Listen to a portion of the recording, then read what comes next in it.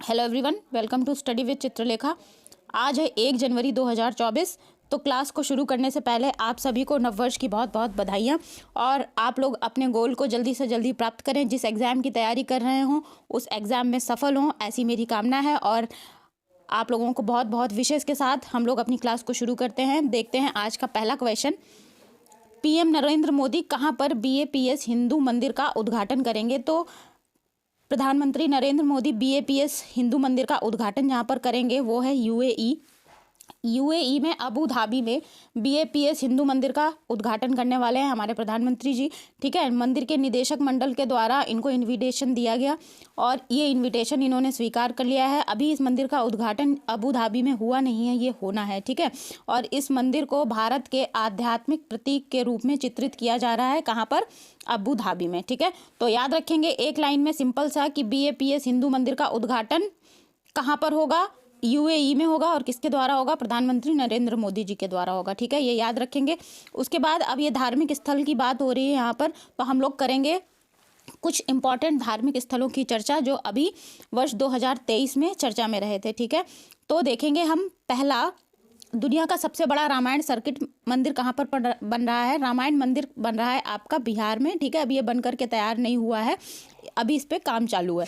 और मंदिर संग्रहालय कहाँ पर बनेगा? मंदिर संग्रहालय आपका बनेगा अयोध्या में। ठीक है, अयोध्या उत्तर प्रदेश में। इसको याद रखेंगे, ये इंपॉर्टेंट है, अभी चर्चा में भी बहुत चल रहा है राम मंदिर, तो इसको याद रखेंगे। प्रधानमंत्री नरेंद्र मोदी ने मध्य प्रदेश में किस मंदिर की आधारशिला रखी थी? तो मध्य प्रदेश में नरेंद्र मोदी जी ने जिस मंदिर की आधारशिला रखी थी उसका नाम था संत रविदास मंदिर। ठीक है, ये मध्य प्रदेश में इनके द्वारा आधारशिला रखी गई थी।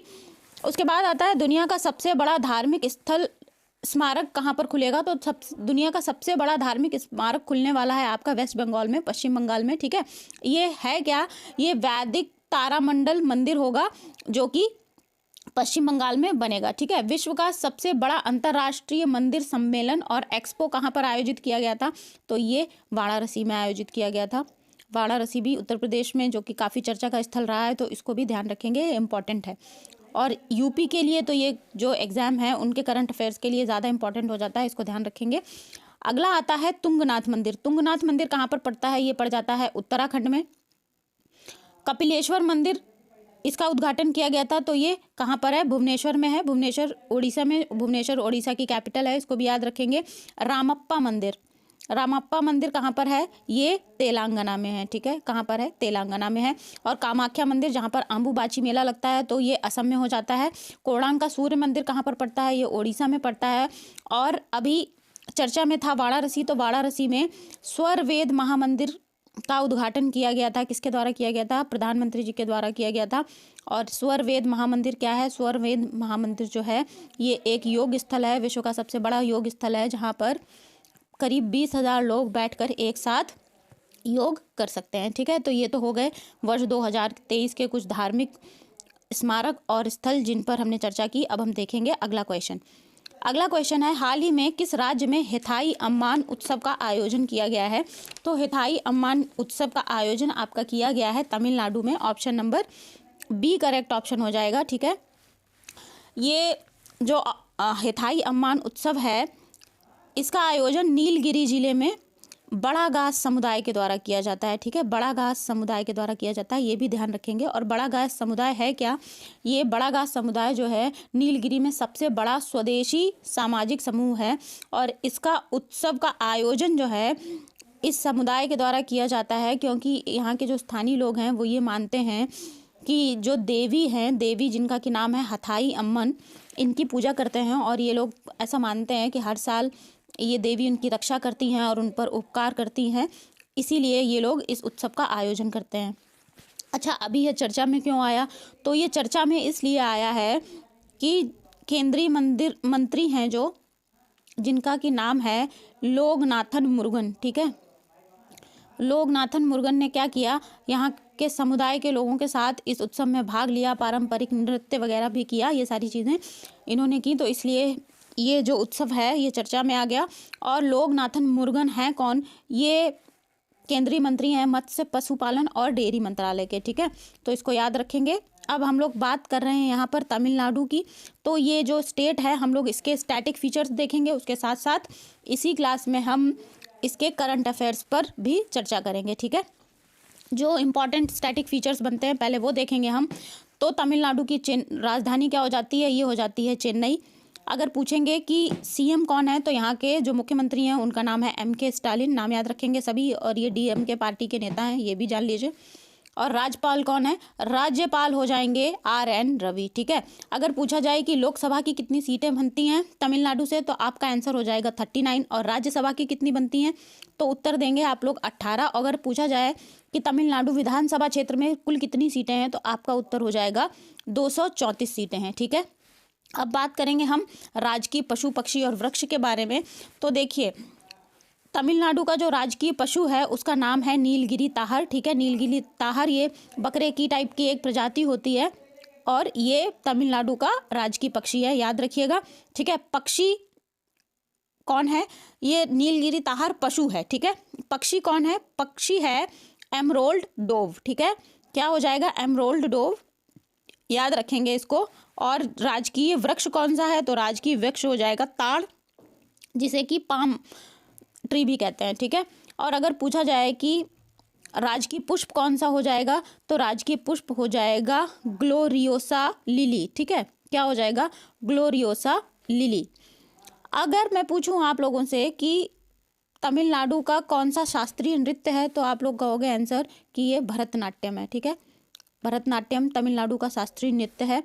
और तमिल भाषा ऐसी पहली भाषा है जिसको शास्त्रीय भाषा का दर्जा दिया गया था, ठीक है। ऐसी पहली भारतीय भाषा है जिसे शास्त्रीय भाषा का दर्जा दिया गया था। ये इंपॉर्टेंट पॉइंट है, इस पे इंपॉर्टेंट टिक कर लेंगे। अच्छा, अगर पूछा जाए क्वेश्चन कि जल्लीकट्टू जो उत्सव है ये कहाँ पर मनाया जाता है, तो जल्लीकट्टू आपका तमिलनाडु में मनाया जाता है, ठीक है, ध्यान रखिएगा इसको।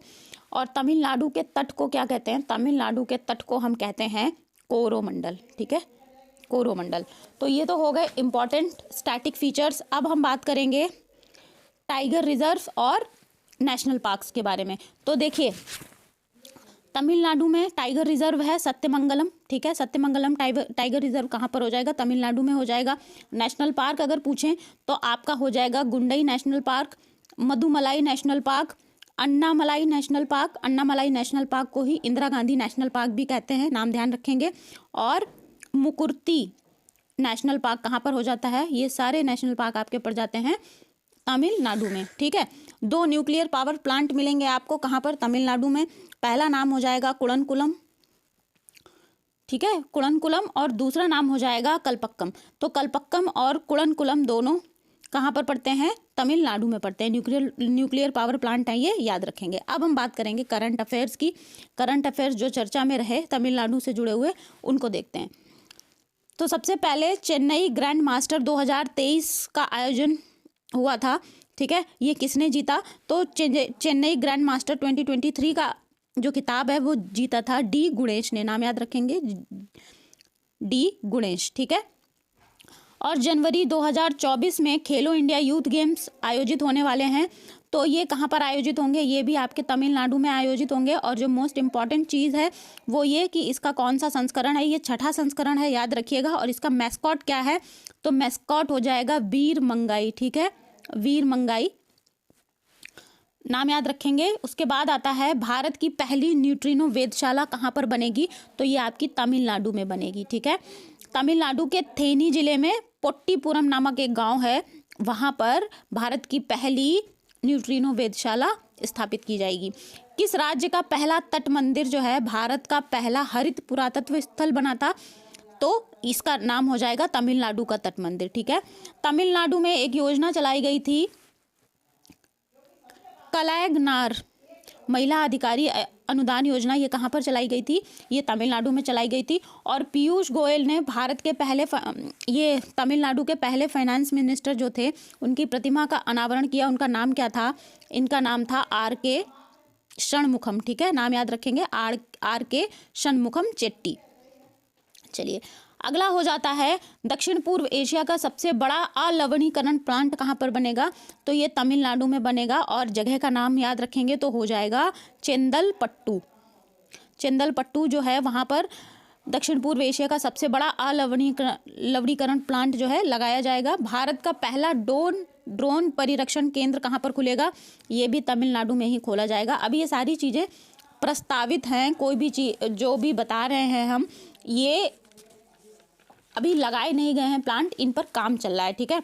लेकिन ये चूंकि न्यूज़ में रहे हैं तो हमें याद रखना ज़रूरी है। अगला देखेंगे कि भारत का पहला और दक्षिण एशिया का पहला नाइट स्ट्रीट रेसिंग सर्किट कहाँ पर बनेगा, तो नाइट स्ट्रीट रेसिंग सर्किट बनेगा चेन्नई में।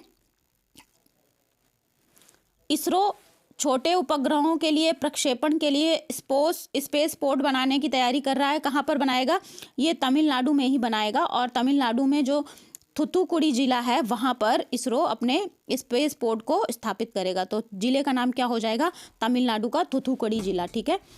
अच्छा, अब बात करेंगे कुछ महोत्सव की। अगर पूछा जाए कि आदि पेरक्कू महोत्सव कहाँ मनाया गया, तो आदि पेरक्कू महोत्सव मनाया गया है आपका तमिलनाडु में। अगर पूछा जाए चिथिरई महोत्सव कहाँ पर मनाया गया, तो चिथिरई महोत्सव जो है हो जाएगा कहाँ पर, तमिलनाडु में। अच्छा, अब लेटेस्ट जीआई टैग की बात करते हैं। जीआई टैग बहुत इंपॉर्टेंट है, क्वेश्चन में पूछ भी दिया जाता है। सारे जीआई टैग तो हम याद नहीं रख सकते हैं, जो लेटेस्ट मिले होते हैं उनको याद रखना ज़रूरी होता है। तो तमिलनाडु का आथुन पान, ठीक है, आथुन पान, इसको जीआई टैग दिया गया है। जेदेरी नाम कट्टी, मिट्टी है ये एक प्रकार की, इसको भी जीआई टैग दिया गया है तमिलनाडु को। और चेद्दी बट्टा साड़ी, चेद्दी बट्टा साड़ी, कांजीवरम साड़ी को भी दिया गया है जीआई टैग, लेकिन ये पुराना हो चुका है। और कन्याकुमारी मेटा केला, कन्याकुमारी का मेटा केला जो है इसको भी जीआई टैग दिया गया है, ठीक है। अच्छा, अगला देखेंगे भारत की पहली पुलिस ड्रोन यूनिट किस शहर में लॉन्च हुई है, तो ये आपकी चेन्नई में लॉन्च हुई है। नीति आयोग ने निर्यात तैयारी सूचकांक 2022 में तमिलनाडु को कौन सा स्थान दिया था, तो तमिलनाडु ने इसमें पहला स्थान जो है प्राप्त किया था, ये याद रखिएगा। निर्यात तैयारी सूचकांक जो कि जारी करता है कौन, नीति आयोग। भारत का पहला निजी रॉकेट इंजन कारखाना कहाँ पर खुला है, ये भी आपका चेन्नई में खुला है। देश का पहला डुगोंग संरक्षण अभ्यारण्य, डुगोंग क्या होता है, डुगोंग एक तरीके का समुद्री जीव है, ठीक है। डुगोंग संरक्षण अभ्यारण्य कहाँ पर खोला जाएगा, ये भी आपका तमिलनाडु में बनेगा, ठीक है। पहला सीवीड पार्क, जिसे कि समुद्री शैवाल कहते हैं, सीवीड को ही समुद्री शैवाल कहते हैं, ये कहाँ पर खोला जाएगा, तो ये तमिलनाडु में खोला जाएगा। और भारत का पहला नेशनल फूड सिक्योरिटी म्यूजियम कहाँ पर स्थापित होगा, तो भारत का पहला नेशनल फूड सिक्योरिटी म्यूजियम जो है तंजावुर में स्थापित होगा, जो कि तमिलनाडु में पड़ता है। और तमिलनाडु में पघुमाई पेन योजना शुरू की गई। अब पघुमाई पेन योजना क्या होती है, देखिए सरकारी स्कूल में पढ़ने वाली क्लास 5th से क्लास 12 तक की जो बालिकाएं हैं, जो छात्राएं हैं, उन सभी छात्राओं को स्नातक तक कंप्लीट करने के लिए 10,000 रुपये प्रति महीने की जो सहायता राशि दी जाएगी, इसी को कहा जा रहा है पघुमाई पेन योजना, ठीक है। तो इस प्रकार से ये हो गए हमारे तमिलनाडु के करंट अफेयर्स और स्टैटिक फीचर्स जो कि इंपॉर्टेंट बनते थे, हमने डिस्कस कर लिए हैं, ठीक है। अब हम बढ़ेंगे आगे और अगला क्वेश्चन देखेंगे। इसरो खुफिया क्षमता को बढ़ाने के लिए 5 साल में कितने सैटेलाइट लॉन्च करेगा, तो इसरो हमारी खुफिया क्षमता को बढ़ावा देने के लिए अगले 5 साल में सैटेलाइट लॉन्च करने जा रहा है। कुल कितने सैटेलाइट लॉन्च करेगा, कितने की योजना है, तो option number D correct option हो जाएगा। 50 सैटेलाइट जो है इसरो लॉन्च करेगा। किस लिए लॉन्च करेगा, अगले 5 सालों में महत्वपूर्ण खुफिया जानकारी एकत्र करने के लिए। और ये जो सैटेलाइट लॉन्च होंगे ये मुख्य रूप से सेना के उपयोग के लिए लॉन्च होंगे। ये जो सैटेलाइट होंगे ये हज़ारों किलोमीटर की गतिविधियों का पता लगा सकेंगे। इससे क्या होगा, सेना के कार्य में दक्षता लाने में वृद्धि हो सकेगी, ठीक है। तो option number D correct option हो जाएगा। अभी अगर पूछेंगे कि इसरो के बारे में, तो देखिए इसरो के जो वर्तमान अध्यक्ष हैं वो हो जाते हैं एस सोमनाथ, ठीक है। एस सोमनाथ ने ही ये कहा है कि अगले 5 सालों में खुफिया जानकारी के लिए सैटेलाइट लॉन्च करेगा इसरो। कितने, 50 लॉन्च करेगा। अगर यहाँ पे क्वेश्चन बनता है कि सबसे ज़्यादा मिलिट्री सैटेलाइट किसके पास हैं, तो हमारा आंसर हो जाएगा अमेरिका। अमेरिका के पास कुल 239 सैटेलाइट हैं, मिलिट्री सैटेलाइट हैं, तो अमेरिका के नंबर 1 पे हो जाएगा अमेरिका। अगर पूछा जाए कि मिलिट्री सैटेलाइट रखने वाला दूसरा कंट्री कौन सा है जिसके पास सबसे अधिक है, तो आप लोगों का आंसर हो जाएगा चाइना। चाइना के पास 140 सैटेलाइट है, ठीक है। और तीसरे नंबर पर आएगा रशिया जिसके पास 105 सैटेलाइट हैं, ठीक है। और अगर अभी इसरो के हम स्थापना की बात करें तो इसरो की स्थापना हुई थी 1969 में, ठीक है। और हेडक्वार्टर कहाँ पर है? हेडक्वार्टर हो जाएगा बेंगलुरु में। और चेयरमैन कौन है? चेयरमैन है एस सोमनाथ। और एस सोमनाथ का अगर आप नाम याद करोगे तो आपने पिछले करंट अफेयर्स में पढ़ा था, एस सोमनाथ ने अपनी ऑटोबायोग्राफी लिखी थी जिसका कि नाम था नीलावु कुदीचा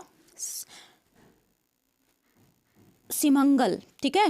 क्या था? नीलावु कुदीचा सिमंगल। ये इनकी ऑटोबायोग्राफी है और ये मलयालम भाषा में लिखी थी इन्होंने, ठीक है। तो ये नाम याद रखिएगा। अब बढ़ेंगे आगे, देखेंगे अगला क्वेश्चन। हाल ही में 100 अरब डॉलर की संपत्ति वाली पहली महिला कौन बनी है? तो ऐसी विश्व की ऐसी कौन सी महिला पहली महिला बनी है जिनके पास 100 अरब की संपत्ति है? तो उनका नाम है, option number C correct option होगा, फ्रैंकोइस बेटनकोर्ट मेयर्स, ठीक है। ये फ्रांस की 70 वर्षीय महिला हैं जिनकी की संपत्ति 100.11 बिलियन डॉलर है, ठीक है। 100.1 बिलियन डॉलर की ये संपत्ति ओन करती हैं। और ये हैं कौन?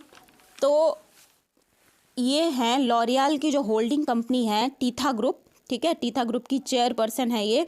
और इनकी ये विश्व की ऐसी पहली महिला बनी है जिन्होंने जो 100.1 बिलियन डॉलर की संपत्ति होल्ड करती है। अगर यहाँ पे क्वेश्चन बने कि विश्व के सबसे अमीर व्यक्ति कौन है, पुरुषों में बात करें तो उनका नाम हो जाएगा एलन मस्क। एलन मस्क ये 230 बिलियन डॉलर की संपत्ति होल्ड करते हैं और ये स्पेस एक्स के मालिक हैं, ट्विटर भी का मालिक भी यही हैं और टेस्ला कंपनी भी एलन मस्क की है। तो ये याद रखिएगा। बढ़ेंगे अगले प्रश्न की तरफ। हाल ही में दुनिया का दूसरा सबसे बड़ा स्टील उत्पादक देश कौन बना है? तो दुनिया का सबसे बड़ा दूसरा स्टील उत्पादक देश बना है India. Option number A correct option हो जाएगा। और अभी अप्रैल से नवंबर तक का जो डेटा आया है उसके हिसाब से भारत के स्टील उत्पादन में 14.3% की वृद्धि रिकॉर्ड की गई है, ठीक है। हाल ही में जो आंकड़े जारी हुए हैं उसके अनुसार भारत दुनिया का दूसरा सबसे बड़ा स्टील उत्पादक देश बन गया है, ठीक है।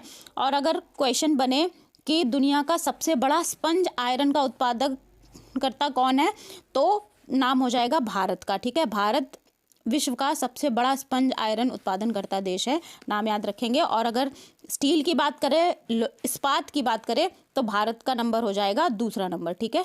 चलिए आगे बढ़ेंगे, नेक्स्ट क्वेश्चन देखेंगे। हाल ही में किस राज्य सरकार ने आदिवासियों और दलितों के लिए वरिष्ठ नागरिकों के लिए पेंशन लाभार्थियों की आयु सीमा को कम करके 50 वर्ष कर दिया है? तो देखिए, जो झारखंड सरकार है उसने दलितों और आदिवासियों के लिए जो पेंशन लाभार्थी हैं उनकी आयु सीमा को कम करके 50 वर्ष कर दिया है। अभी झारखंड सरकार के 4 वर्ष पूरे हुए हैं। 4 वर्ष पूरे होने की खुशी के उपलक्ष्य में इन्होंने क्या किया है, दलितों और आदिवासियों की आयु सीमा को कम करके 50 वर्ष कर दिया है। अब 50 वर्ष के लोग ही वरिष्ठ नागरिकों की कैटेगरी में आ जाएंगे और वरिष्ठ नागरिकों के लिए जो पेंशन का लाभ दिया जाता है वो ये उठा सकेंगे, ठीक है। अब बात करते हैं झारखंड की। तो झारखंड की राजधानी क्या हो जाती है? झारखंड की राजधानी हो जाती है रांची। और मुख्यमंत्री कौन हो जाते हैं? मुख्यमंत्री हो जाते हैं आपके हेमंत सोरेन, ठीक है। राज्यपाल का नाम भी याद रखिएगा, राज्यपाल हैं यहाँ के सीपी राधाकृष्णन, ठीक है। अच्छा, अभी एक अभियान शुरू किया गया था झारखंड में जिसका नाम था अबुआ बीर दोसोम। अबुआ बीर दोसोम जो अभियान है ये कहाँ पर शुरू किया गया था? ये शुरू किया गया था झारखंड में। सरहुल फेस्टिवल कहाँ मनाया जाता है? सरहुल फेस्टिवल मनाया जाता है झारखंड में। बोकारो स्टील प्लांट कहाँ पर लगाया गया है? ये भी लगाया गया है आपका झारखंड में। अगर पूछा जाए कि देश का सबसे बड़ा हाईकोर्ट परिसर कहाँ पर बनकर के तैयार हुआ है तो आप लोग आंसर करोगे रांची। रांची झारखंड में देश का सबसे बड़ा हाईकोर्ट परिसर बनकर के तैयार हुआ है, ठीक है। झरनी योजना कहाँ पर है? झरनी योजना परिसर तो ये भी झारखंड में है। कोल कैपिटल ऑफ इंडिया किसको कहा जाता है? कोल कैपिटल ऑफ इंडिया कहलाता है हमारा झारखंड। बेटला नेशनल पार्क, दलमा वाइल्ड लाइफ सेंचुरी, ये सब कहाँ पर पड़ते हैं? ये पड़ जाएंगे आपके झारखंड में, ठीक है। तो इस प्रकार से ये झारखंड कंप्लीट हुआ। अब बढ़ेंगे आगे अगले क्वेश्चन पर।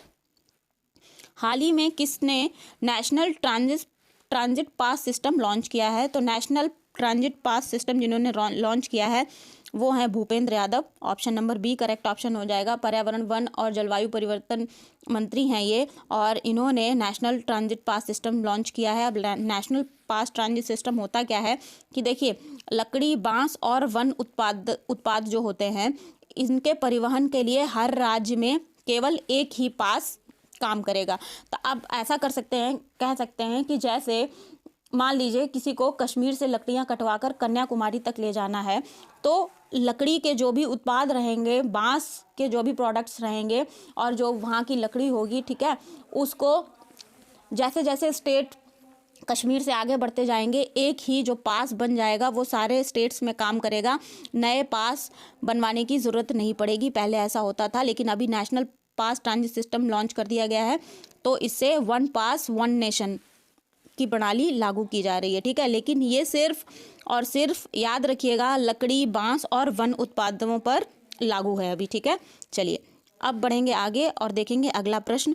हाल ही में किसने फीस्ट सॉफ्टवेयर लॉन्च किया है? तो फीस्ट सॉफ्टवेयर जिसने लॉन्च किया है वो है ISRO. Option number B correct option हो जाएगा। और फीस्ट सॉफ्टवेयर की अगर फुल फॉर्म की बात करें हम यहाँ पर, तो ये हो जाएगा finite element analysis of structure, ठीक है। इसरो ने इस फीस्ट सॉफ्टवेयर को विक्रम साराभाई जो स्पेस सेंटर है उसकी मदद से बनाया है। अब ये जो फीस्ट सॉफ्टवेयर है ये करेगा क्या? फीस्ट जो रॉकेट, सैटेलाइट और इमारतें आदि हम बनाते हैं उसको बनाने में मदद करेगा। कैसे मदद करेगा कि मान लीजिए ये रॉकेट कुछ इस तरीके से बनाना है, इसके जो भी पेयर पार्ट्स हैं ये ब्लूप्रिंट टाइप का पहले प्रोवाइड करेगा और उससे हमें ये जो भी इस पे काम कर रहा होगा उसको ये पता चल जाएगा कि ये वर्किंग इसकी अच्छी होने वाली है कि नहीं होने वाली है, कितने प्रतिशत सफलता रहेगी, कितना परसेंटेज रहेगा कि उसमें रिस्क लेना पड़ेगा। ये सारी चीज़ें ये सॉफ्टवेयर एनालिसिस करके बता देगा। हाल ही में किसने अग्निशमन सेवा, नागरिक सुरक्षा, होमगार्ड के महानिदेशक का पद संभाला है? तो अग्निशमन सेवा, नागरिक सुरक्षा और होमगार्ड के महानिदेशक जिनको नियुक्त किया गया है उनका नाम है Vivek Srivastava. Option number D correct option होगा। अब देखते हैं ये वाले ऑप्शन ए, बी और सी। तो ये तीनों नाम भी हमने अभी पढ़े थे, ये चर्चा में रहे हैं। तो देखिए नीना सिंह जो है, हमने ये कल के करंट अफेयर्स में ही पढ़ा था कि नीना सिंह कौन है। नीना सिंह CISF की पहली महिला डायरेक्टर जनरल नियुक्त हुई हैं, ठीक है। किसकी? CISF की, याद रखिएगा। अनीश दयाल सिंह कौन है? अनीश दयाल सिंह CRPF के डायरेक्टर जनरल हैं। और राहुल रसगोत्रा कौन है? राहुल रसगोत्रा जो हैं ITBP के डायरेक्टर जनरल हैं। तो इस प्रकार से ये हमारे 1 जनवरी 2024 का करंट अफेयर्स कंप्लीट होता है। आज की क्लास में हमने सारे जो इम्पोर्टेंट करंट अफेयर बनते थे वो कवर किए हैं। आई होप ये क्लास आप लोगों को पसंद आई होगी। अगर क्लास अच्छी लगी है तो इसको लाइक करिएगा, शेयर करिएगा। चैनल को सब्सक्राइब नहीं किया है तो चैनल को सब्सक्राइब कर लीजिए। पढ़ते रहिए, मिलते हैं अगली क्लास में। Thank you everyone.